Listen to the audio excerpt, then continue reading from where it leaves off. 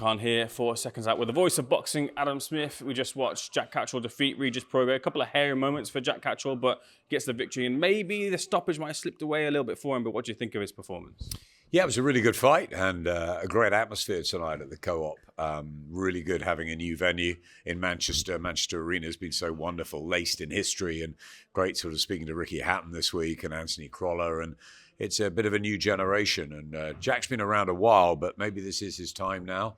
I think the Regis Prograis match was exactly the right fight at the right time.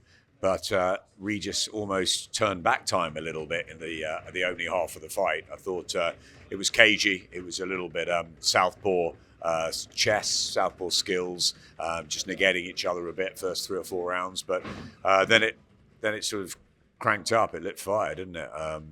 Jack went down first time in his career, flash knockdown, but he needed that, I think, to wake him up. And after that, I thought he boxed pretty well. The 9th round obviously was a big one, 10-7, and maybe he should have gone for the finish.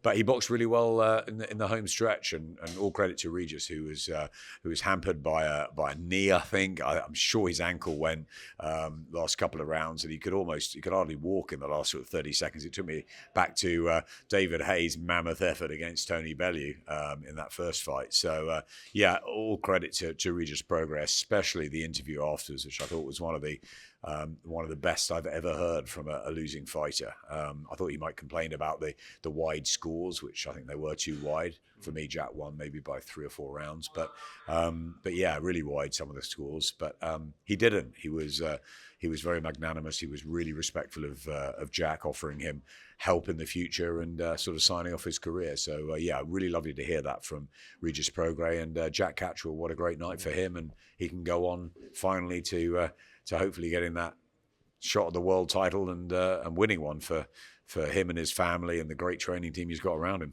Covered a lot there for me, Adam. I wanted to ask you about Campbell Hatton. Where does he go from here? Look, he will get a lot of stick because of his father's name that he carries with him, which isn't fair, I guess, but it's back-to-back defeats at this level for Campbell. What do you think is next for him? Yeah, it's really hard, isn't it? You know, the son of a legend, and Ricky was a complete one-off, and it's really tough. Campbell didn't have a huge amateur career like Ricky did, so he was always up against it when he turned pro, and he's still so young. I think he's only 23, and he's got plenty of time to think about what he wants to do. So 2 back-to-back defeats in 2 really good fights.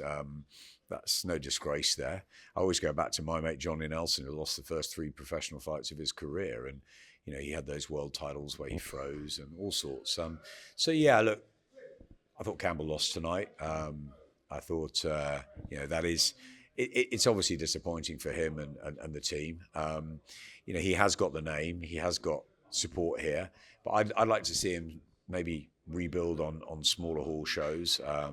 And yeah, take a year or 2 if he really wants to fight on, and that's up to him. But he's so young to almost like say, okay, 2 back-to-back defeats.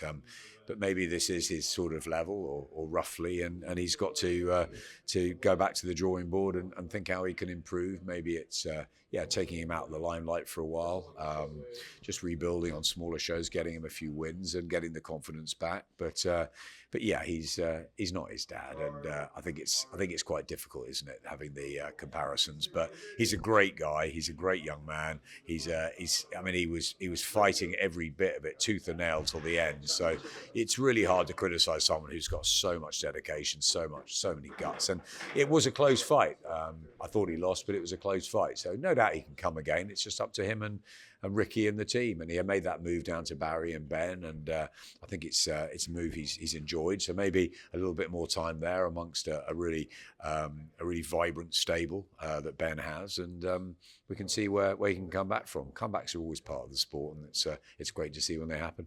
My last question to you is, I managed to grab a quick word with Tyson Fury as he was mobbed during the press conference, and I asked him about the potential of the Fury versus AJ fight. And he said, look, my only focus is Usyk, and then after that, I want the trilogy with Usyk. Do you think we will get to see Fury and AJ in the ring at all? Yes, I do. I think we will. I think both Tyson and AJ have wanted it for a long time. Boxing politics have got in the way, but it's too big a fight, I think, not to happen when Turki Al-Sheikh's on the scene. He's reinvented the wheel in the last year.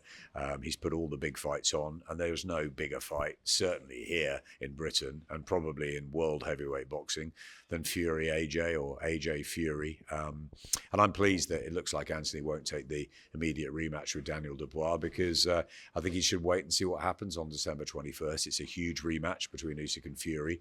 Let's see how that unfolds. And I think we'll get AJ Fury in 2025 still, whether Tyson wins or loses just before Christmas. Adam, pleasure. Thanks for speaking to Seconds Out.